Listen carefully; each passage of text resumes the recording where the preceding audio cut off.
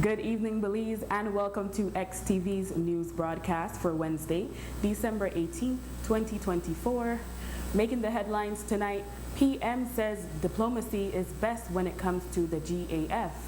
Belmopan mayor to pressure price control violating businesses.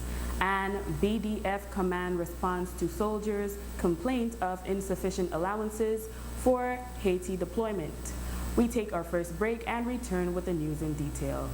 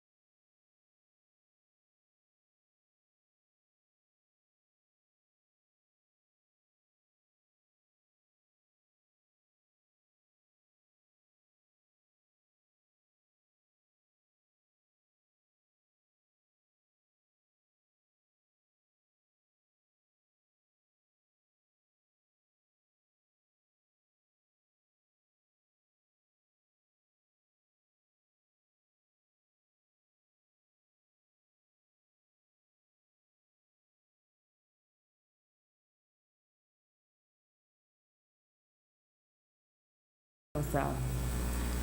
A Guatemalan Armed Forces GAF Navy vessel was spotted inside Belizean waters by the Belize Coast Guard on Tuesday morning.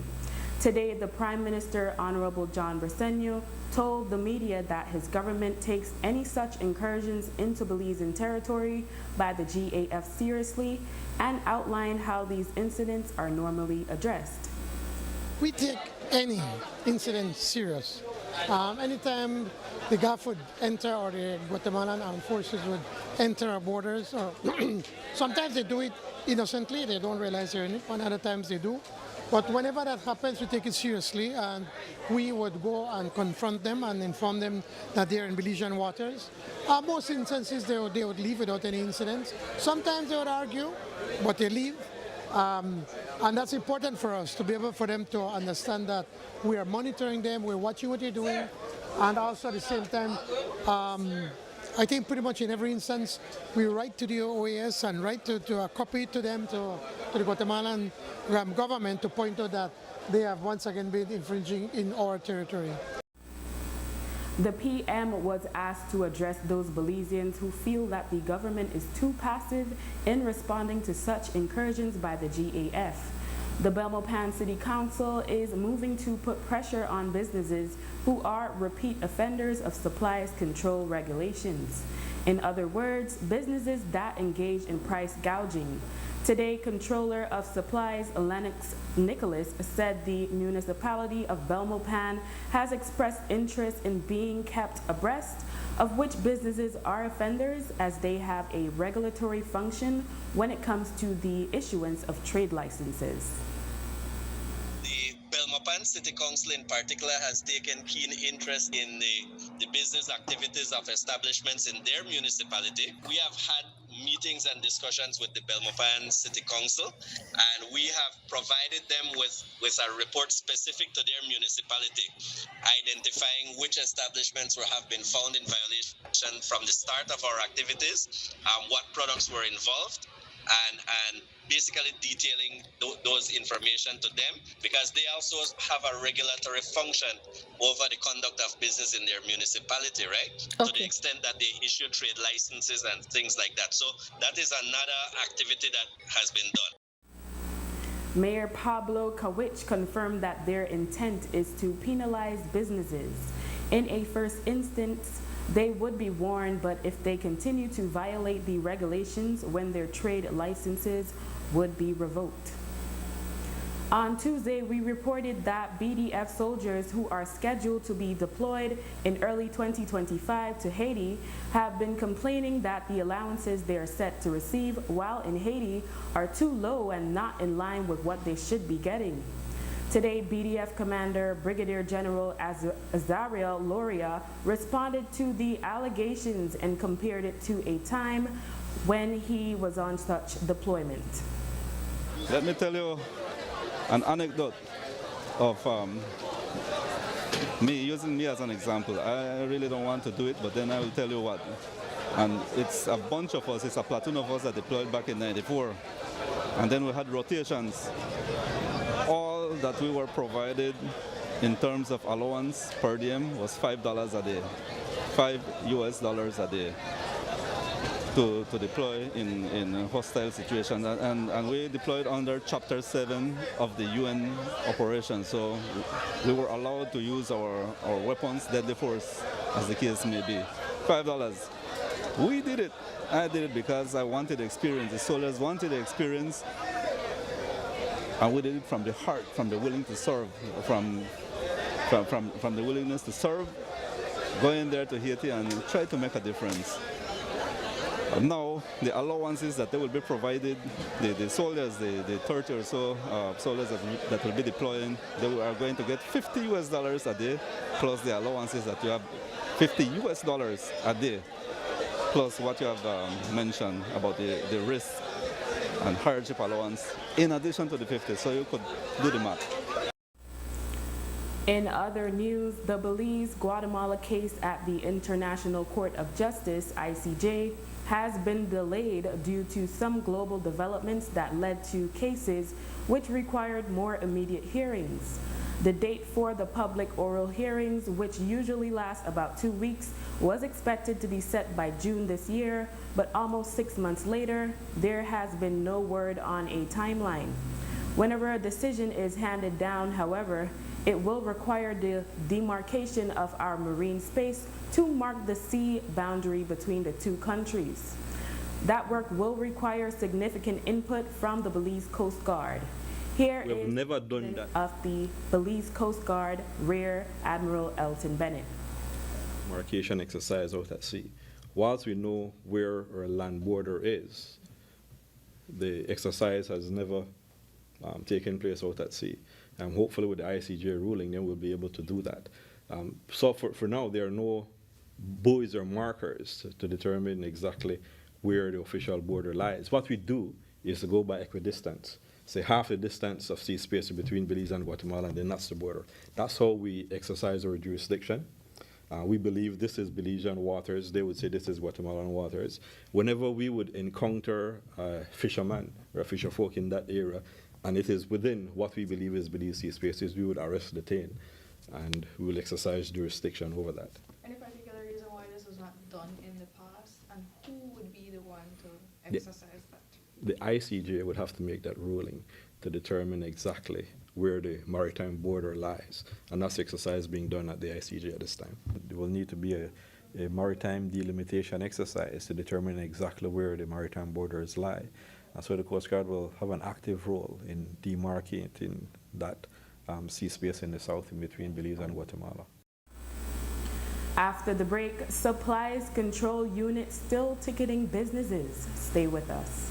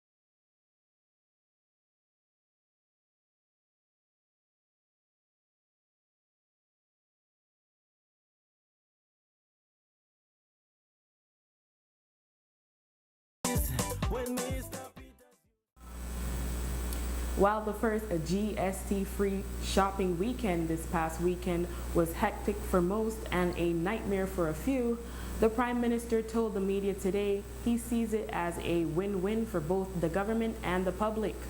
He said Belizeans got huge discounts and the Belize Tax Service was able to get an idea as to which establishments were properly taxing items and where others may need auditing. The PM is confident that the second GST-free shopping weekend this coming weekend will be more seamless. We have never done that demarcation exercise out at sea. Well, I think that this GST weekend, free GST weekend, I think has had some other unexpected, trying to find the right word, win for the Belize Tax Department. Because then it allowed them to see who are the ones that are questionable, what is it that they're doing with their reporting of the GST. I know some stores, they closed down, they didn't want to participate, and you need to ask why. Or some of them coming as sort of excuse, oh, it's already in the price, but yet they do not discount it in the invoices. So what that has done is that has alerted the BTS that we need to go and visit these businesses to see how they're managing their operations, probably do some audits to see if they are, what they're collecting is being reported back, if they're collecting it away. Not suggesting they're doing anything wrong, but it makes us question. So from that end, I think something positive came out from it. But most of all, our citizens were excited that they're saying, well, in effect, they're getting a 12.5% discount. Or if you want to be very mathematical and take it from the dollar, take it down from that, it's going to be a little less than 12. The point is you're getting a huge discount on your GST. And they are using that, then that's extra money that they can use to be able to have a good Christmas. And we want to continue to work on that. On those hiccups, I imagine that the tax department has already gone to speak to some of these persons and to ensure that they do the proper reporting or recording of their GST. So we believe it's a win-win for everyone. Are you confident that this weekend's weekend will roll out without a hitch? Well, I hope so. I think, let's put it this way, it's going to be better than this first weekend. So I think it'll be better. The PM also said that he foresees it could happen again next Christmas season. Actually, when we're looking at it and analyzing it, I think it's something that we should do as a government. Why do I say that? One, you give a reprieve to our Belizean citizens during Christmas time when they need it. But secondly, they buy more. As opposed to going to Chetabal to buy, they spend the money here. So in effect, our money stays at home, and we will be able to collect even more taxes because more goods are being sold that pay taxes. So I think it's a win-win actually, and I do believe that when we do the final analysis, I think we believe that it is something that we should be able to do on Christmas time. The prices of products that are not zero rated or standard rated vary from store to store, and in some cases the difference in the markup is exponential. Consumers do not have the luxury to go from store to store checking who has the better price, and so in a recent interview with Michelle Longsworth, the Director General of the Belize Tax Service, we asked if government agencies have any kind of control over this or it is entirely at the discretion of the seller. General consumer protection and the markup that businesses place on their products. Like, I don't know that we have any cap. Like, people can put whatever markup they want on their products. So I'm not even sure if that's a question for you and if it's one that you're willing to answer. No, I mean, because that would come from the other side where that is monitored. And I think that in collaboration with them, it has to be where that is properly monitored. I can tell you there's ongoing collaboration between us, specifically due to inflation, that when they get reports, they forward those reports to us from a consumer that says GST is being charged on something that it shouldn't. So there's collaboration between the entities. And I think that during this time, we have to ensure that that collaboration continues so that we can advise them if we get those reports that they can act on it. Controller of Supplies Lennox Nicholas confirmed to Creme News XTV today that there are no regulations or laws currently regarding a cap on the markup that business can place on goods that are not pricing, controlled, or zero and standard rated. Everything that I say have to be within the context of the regulations which I manage, because we don't act rogue, right? In order for us to take enforcement action, we must have the authority of the law behind us. And if we don't, then we need to make recommendations, perhaps that the regulations be adjusted or tweaked to give us the authority to deal with certain things, right? So the idea of putting a general cap on prices that's an interesting one. I must admit it is not one that I have studied in any detail, so that I would not be in a position to give a complete response in terms of a position that I would advise on that matter, no? And because But you I understand completely what you're saying. and because you haven't, you wouldn't know if this is something that's done elsewhere. Yes, it's not something that we have reviewed, right? And I can tell you it would be a huge undertaking. Controller of Supplies Lennox Nicholson today reported that 12 businesses have been flagged for infractions of the supplies control regulations for December. Of those, 4 resulted from reports emanating out of the first GST-free weekend. The offending businesses have all been ticketed. Nicholson explained that they expect there was an effect after word started running that tickets were being issued. Our enforcement efforts have not waned, it has not stopped. We maintain our presence in the market on a day-to-day basis to ensure compliance with the prices regulations. Now, specifically with respect to the GST-free days, there were some information relayed to us coming out of the first weekend, and from out of that, 4 tickets have been issued, and those are not for violations having anything to do with the tax system and so on, because we don't have jurisdiction over that. Like I mentioned, the key thing is that our surveillance efforts is continuous, right? It's not one-off. We maintain our presence in the market, although we may not. From time to time, we will have to give additional updates to the public, Yes. so that they know that we continue to do that surveillance. Was it a case where these were different kinds of infractions, or merely that it came through or as a result of that exercise, but the same kinds of infractions that you all were noticing and are going after? What you tend to find is that entities that tend to flout one set of regulations, you tend to find them in breach of other regulations as well. So it's basically an approach where you try to sidestep certain things, and we got the information, we acted on it, and we identified the violations. One of the benefits of that, though, is that, because needless to say, in some of the instances, they were not very pleased with us, no? What happens is that when you make the intervention and you take the action, word goes out quickly. So we are hoping that the fact that we managed to intervene in these particular transactions, it would give persons who may have a similar mindset pause to reconsider the approach to business that they're taking. Despite the fact that some may consider that $500 fine a small one. Right, but you see, the thing about it is that the compliance is not only from our angle. We are dealing with certain things from the supplies control aspect, right? But if an entity or if an establishment is in breach of regulations relating to the tax system, right, and the tax regulations, not because we issued a ticket or identified a violation for them, means that they cannot be dealt with under the other regulations that the Belize Tax Service manage. So the approach that we're trying to push is a whole of government approach, where all the entities responsible for regulating these entities, if violations are cited under the various regs, everybody has a responsibility to ensure that they're dealt with as per their regulations. Nicholson remarked that the incident a few weeks ago where an employee of the Supplies Control Unit was assaulted by a business owner did not have a deterring effect on him or the rest of the staff. Well, I don't think you know the particular young man quite well, no? Well, things like this have a tendency to rile him up even more, all right? So if he was giving 85, when you do something like this, he keeps coming to me to ask me where I want him to go next.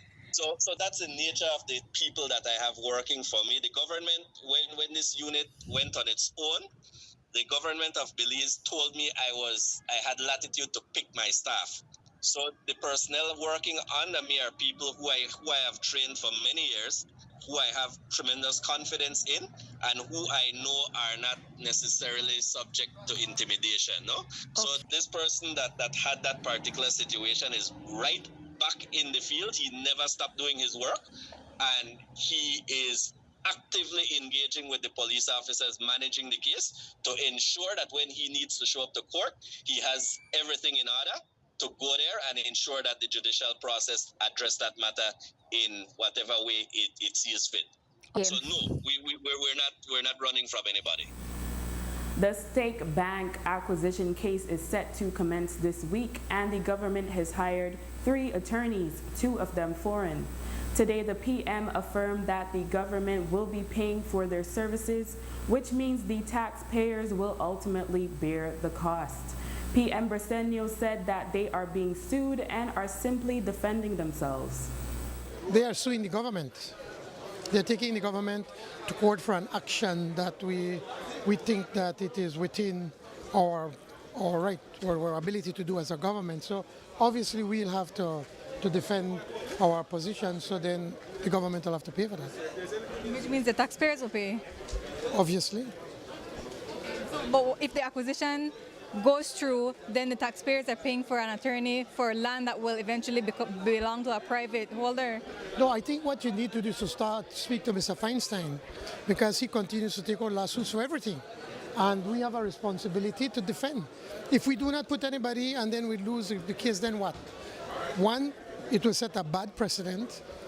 Secondly, I don't think he is within his right, but he just continues to prolong.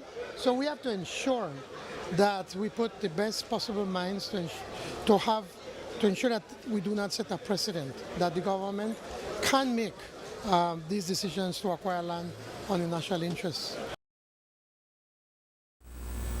After the break, Yaya Marin Coleman reports back on meeting with UNICEF. Stay tuned.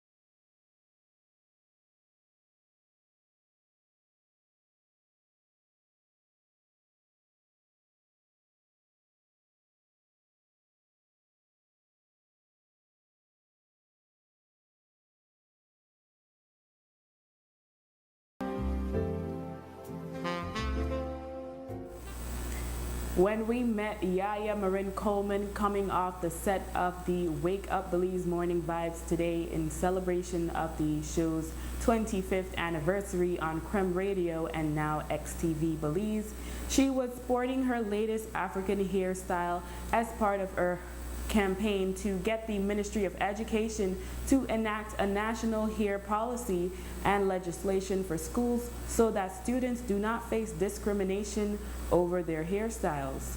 Due to the weather, she postponed today's protest, which was to be the last for the year. However, she reminded that the protest continues in 2025.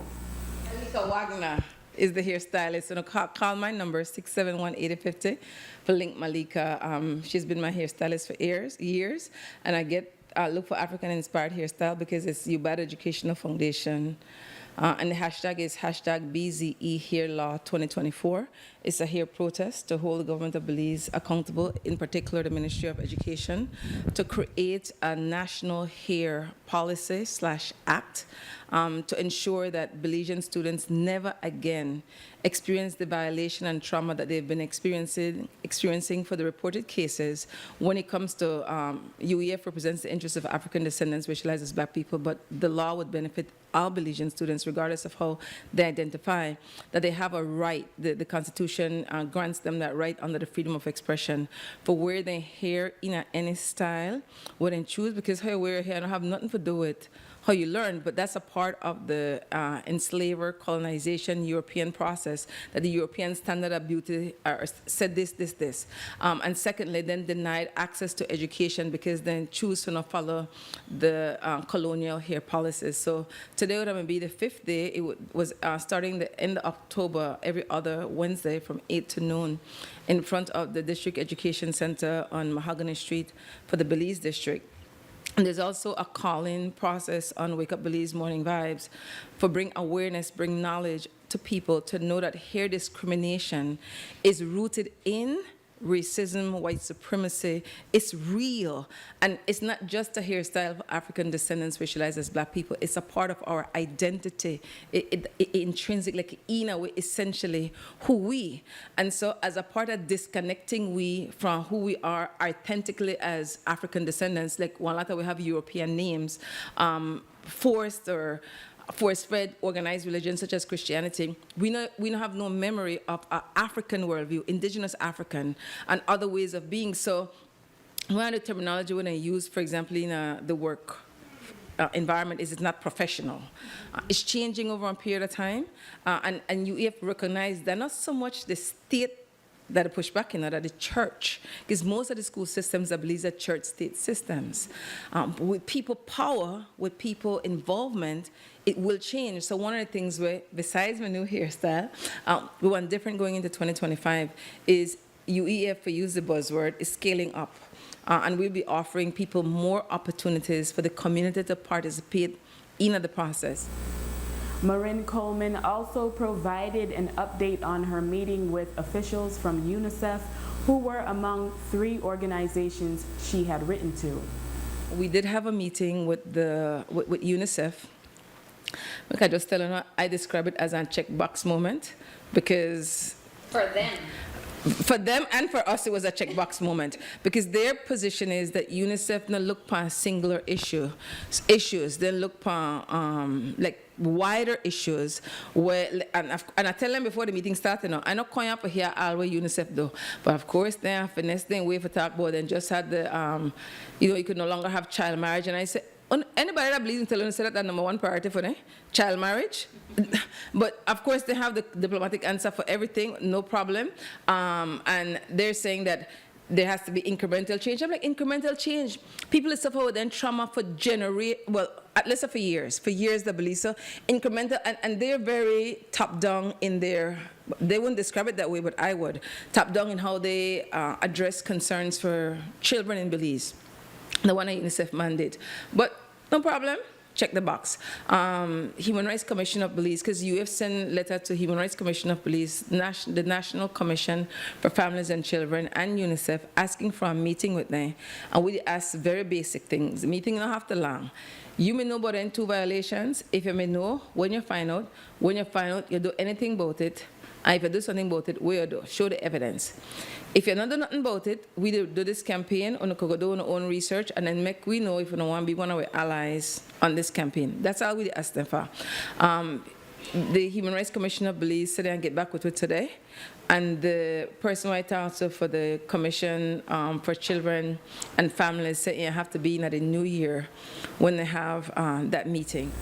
Marin Coleman intends to send a letter to the government in 2025 sharing all the actions that have been taken as part of the advocacy for a law to be enacted and a national policy introduced. The $1 million anniversary jackpot by the Belize Government Lotteries Limited will be drawn this Saturday, December 21st at 10 a.m. The sale of tickets will be concluded at 9 p.m. on Friday. Customers chose a 4-digit sequence similar to a regular jackpot with the possibility of multiple winners sharing the prize money. The PM was jokingly asked if he had bought his ticket. So the drawing date for the anniversary lottery is coming. Have you bought a ticket? Not yet. I don't usually buy. I don't know. Maybe I bought, but either one time in my life. But maybe I should leave it so make you have a better chance at winning. If I put it in, I might win, and if I win it, I say, oh, I must even know the number. So quite likely I would allow Belizeans the chance for them to win. Brazilian Glaucia Andrade was to travel to Belize to spend Christmas with Belizean Wilbert Castillo in San Ignacio, as the two are in a long-distance relationship. However, their plans were thwarted after Andrade was not allowed inside the country. The last leg of her journey was on Copa flight from Panama City, but these flights are heavily screened. She arrived with only $16 US in cash, and while she had credit cards, the low amount of cash caused immigration officials to be skeptical. Today, Prime Minister Honorable John Briceño spoke of the case and said the whole incident was handled professionally.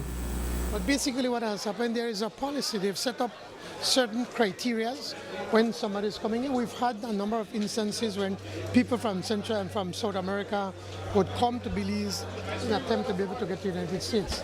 They have seen that our borders are fairly porous with Mexico. And so they think it's easier to fly to Belize, and then from PJA to the Mexican border, to the west, to the north, it's hour and a half, 2 hours, you're there. If they land in Guatemala City, they have hours of traveling to do. So I think they find it easier to go through. I'm not suggesting that this person wanted to do the same, but based on the past, there's a certain profile that our officers look at. So when the officer saw that profile, the officer brought it up to the port commander. That port commander consulted another port commander, and they all came to the conclusion that that person does not meet the criteria, and it's best that that person not be allowed to come into Belize.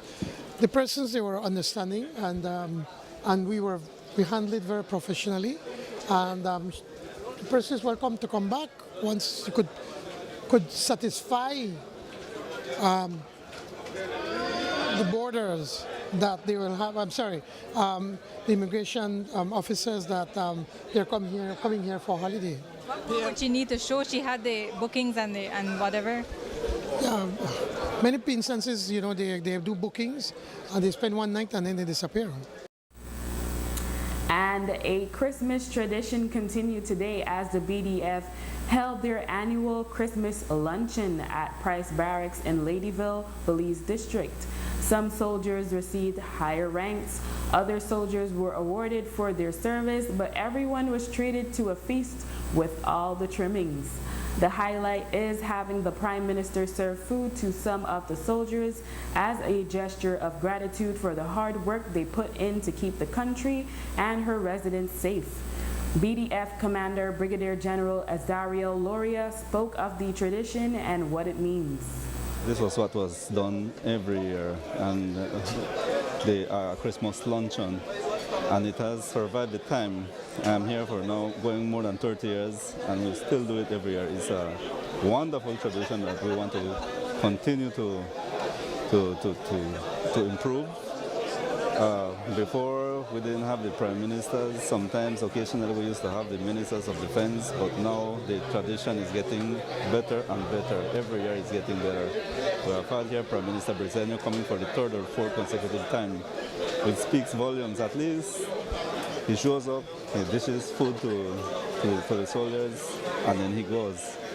But he takes time from his busy agenda. We know that during Christmas everybody's committed, and he comes to the Price Barracks to pay his respects to the soldier for the work that they have done every year. And so do we, the senior NGOs and officers, we do that as well. A wonderful tradition, and I think that it is something worth to keep. The Prime Minister, Honorable John Bresenio, spoke of why it's important to participate in the tradition. But to me, it's very important because these are the men and women who are in the forefront, right in the front, facing whatever challenges we may have as a country, be it with the fires, be it with the floodings on holidays, with hurricanes and storms, fighting at the border, protecting the border. And so I think this is the least I can do is to come and symbolically serve them some food. And with that, we have come to the end of our newscast. A repeat can be viewed on this station later tonight at 9 and again tomorrow at midday. Join us again tomorrow for another news broadcast. I am Drea Espinosa. Have a safe and enjoyable evening.